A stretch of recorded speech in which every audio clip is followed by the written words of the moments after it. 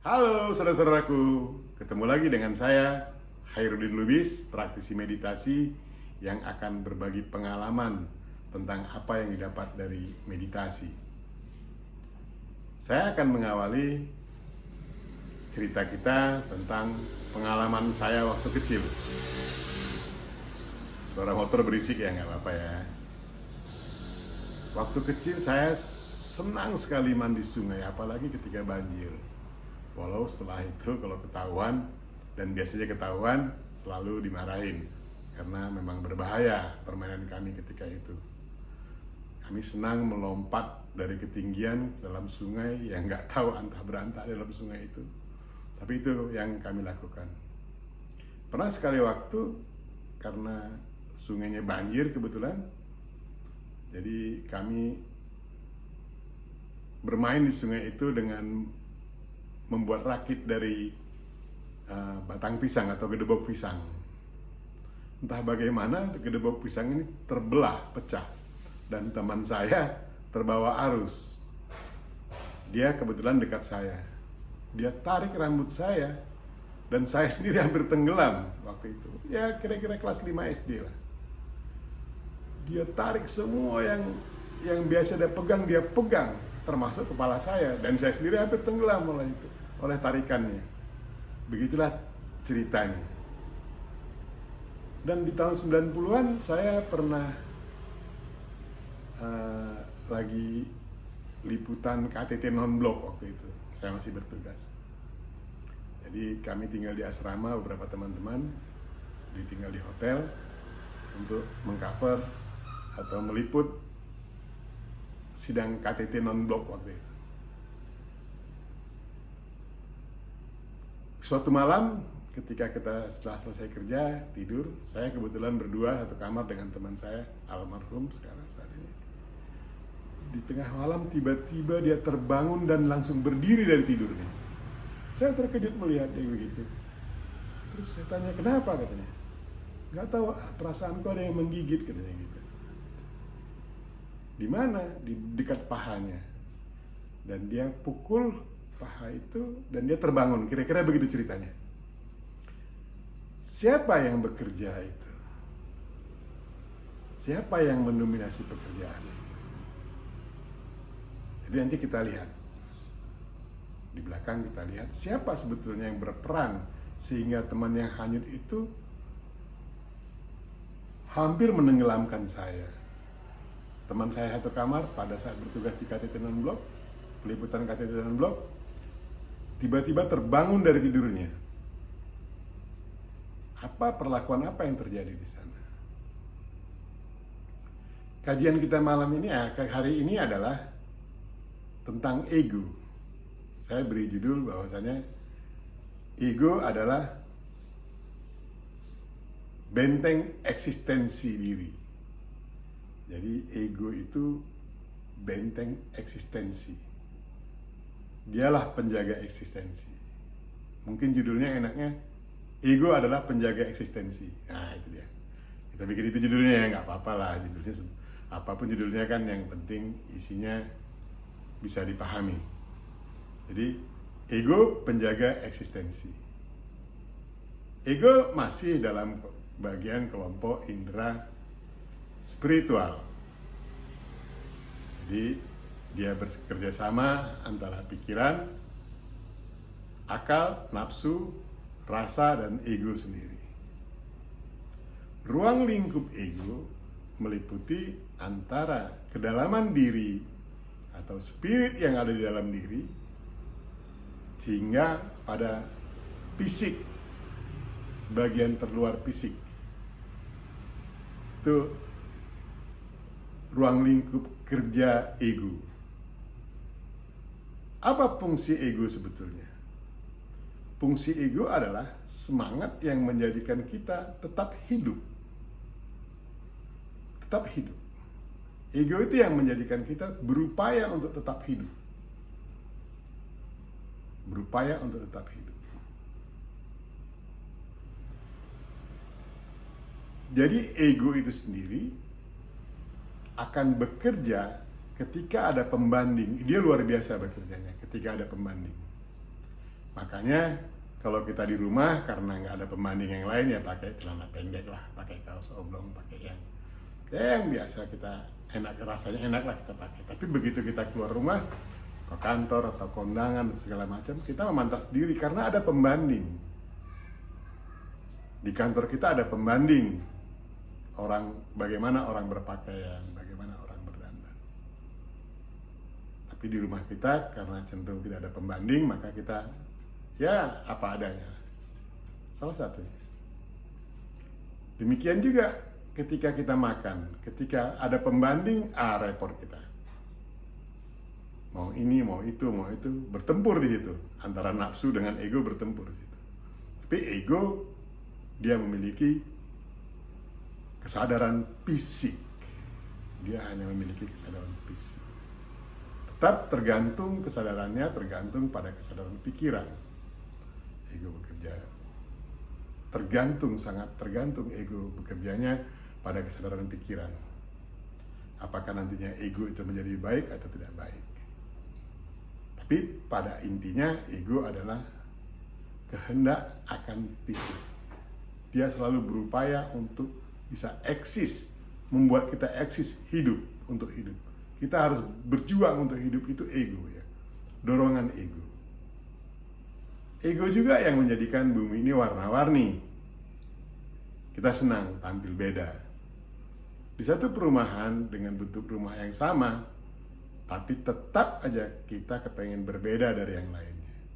Hampir tak ada warna cat yang sama, kecuali putih. Tapi pasti ada ornamen-ornamen atau detail-detail yang menjadikan berbeda kita dengan yang lain. Begitu juga berpakaian. Jadi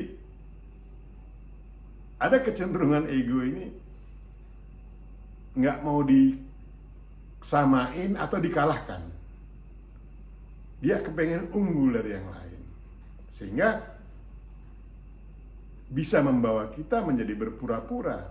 Karena apa? Ketakutan kita tidak dibilang kaya, ketakutan kita tidak dibilang pintar, ketakutan itu ego. Nah, karena ego juga komunikasi terbangun dengan baik. Karena kenapa? Saling untuk menang, berargumentasi saling untuk menang, sehingga kalau dia ego berkesadaran yang baik, dia akan mencari rujukan-rujukan, data-data untuk berdebat atau berdiskusi. Tapi kalau yang nggak baik ya pokoknya dia yang paling benar gitu. Jadi kesadaran ego ketika dia kuat dari kedalaman diri atau berkesadaran keilahian akan membawa kita menjadi militan. Kitalah yang paling benar, orang lain nggak benar. Kelompok kita lah yang paling benar. Seolah-olah Tuhan hanya berpihak kepada kita, tidak berpihak kepada orang lain. Dan selalu membabi buta untuk itu. Tidak mau mendengar pandangan-pandangan orang lain, tidak mau menghargai pendapat orang lain. Militan, sangat militan sekali. Ketika dia berkesadarannya pada kesadaran fisik, kecenderungannya, kita akan selalu diarahkan untuk menang sendiri, kepengennya menang sendiri, yang paling benar, yang paling baik, yang semua kita kepengen yang paling. Itu ego. Nah, bagaimana mengendalikan ego agar dia menjadi seimbang? Tingkatkan kesadaran pikiran, karena dia akan tunduk pada kesadaran pikiran. Jadi kesadaran pikiran itu seperti komando bagi indera yang lain, akal, nafsu. Ego akan tunduk pada kesadaran pikiran. Tetapi ketika kesadaran pikiran tidak bisa menundukkan ego, maka ego akan menonjol, sangat menonjol. Cirinya ya produknya selalu menyesal gitu. Karena apa? Ketika ego selalu menonjol, akal tidak selalu dilibatkan dalam kaitan berpikir. Jadi ego itu bukan sesuatu yang buruk. Justru kita bisa bertahan hidup, nggak pasrah kalau terjadi apa-apa menjadi mati. Ego akan muncul. Dan dia tidak pernah tidur. Pikiran tidur, akal, ego, nafsu, dan rasa nggak tidur. Dia terus bekerja. Contoh, ketika kita digigit nyamuk, ketika kita tidur, digigit nyamuk, pikiran kan tertidur. Bukti dari itu fisik tertidur. Karena yang menjadi akunya aku ketika tertidur kan badan tubuh kita. Pikiran tertidur. Nah, kita akan melakukan gerakan di luar kendali pikiran. Kita akan memukul di mana nyamuk yang sedang menggigit kita. Padahal berapa sih sakit yang digigit nyamuk? Tapi ego tahu ada nyamuk yang menggigit kita. Dan begitu nyamuk menggigit, merasakan sakit, ego bangkit dan bersama akal untuk memukul nyamuk yang menggigit kita. Demikian juga yang terjadi pada sahabat kecil saya yang tenggelam, yang hanyut, yang menarik kepala saya. Pikiran sudah nggak bekerja pikirannya, tapi egonya yang bekerja bersama akal dan nafsunya. Dia raih kepala saya tanpa peduli apakah saya ini temannya apa siapa. Yang penting dia bisa selamat. Itu ego. Gua banget. Yang penting gua selamat. Itu ego. Demikian juga dengan teman saya yang waktu bertugas di mengcover KTT dan blog, tiba-tiba terbangun dari tidurnya karena itu. Dia barangkali digigit nyamuk atau digigit serangga, dan dia pukul serangga itu sehingga dia terbangun. Itu kerja ego. Jadi ego itu memang perangkat yang menjadikan kita harus berjuang untuk hidup. Kita nggak malu menghutang kepada orang lain ketika kita nggak makan. Malah kalau merampok, mencuri pun kita lakukan barangkali kalau kita lapar. Kecuali kesadaran yang lebih tinggi yang akan memerintah ego. Kesadaran pikiran yang lebih tinggi memerintah ego. Mungkin dia akan berupaya dengan hal yang lain. Jadi ketika fisik terganggu, ego akan eksis. Lapar, dia sikat. Tapi lebih cenderung kepada semangat keinginan. Fisik banget. Ego itu fisik banget. Dia nggak punya normal lah dia melupakan, dia nggak punya normal untuk bisa agar bisa fisik ini tetap hidup, eksis tetap hidup. Dia selalu tidak bernorma kecuali kesadaran pikiran yang lebih tinggi yang mengatur ego. Jadi memang harus diseimbangkan semuanya. Diseimbangkan. Nggak ada produk Tuhan yang nggak berguna.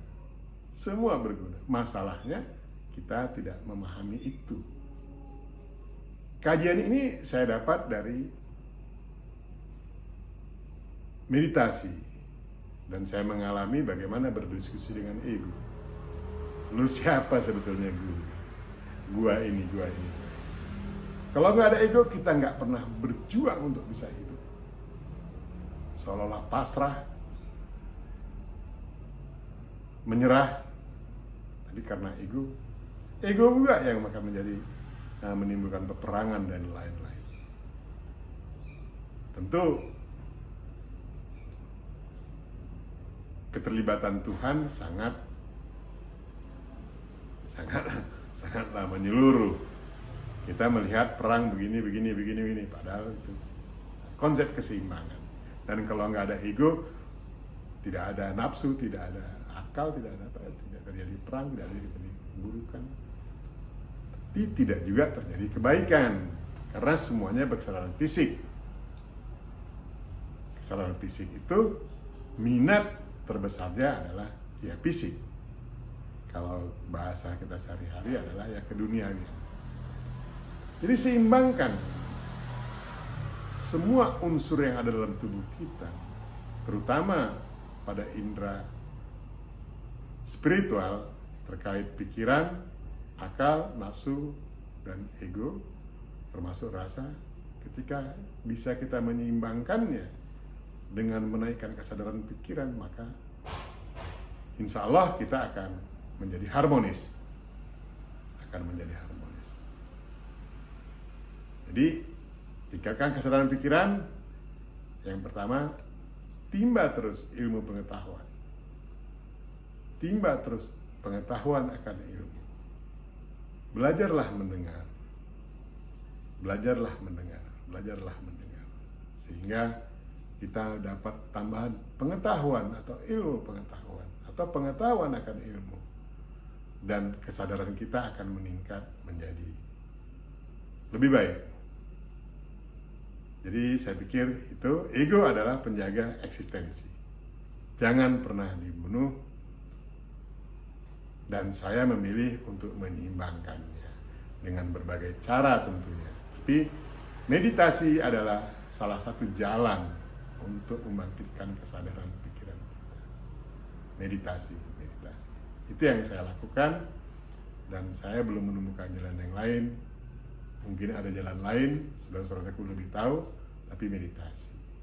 Jadi dalam meditasi sendiri ada dua hal yang kita lakukan, yaitu berupaya untuk konsentrasi dan kontemplasi. Dan dua hal yang kita dapatkan adalah ekstasi dan meditasi. Jadi ya kita memang harus berjuang untuk hidup, tentu dalam rangka menjalani kehidupan. Ego adalah penjaga eksistensi. Jangan pernah dibunuh, tapi seimbangkan. Sampai di sini saudara-saudaraku, kita ketemu lagi besok. Tetap sehat, bahagia, dan harmonis. Salam.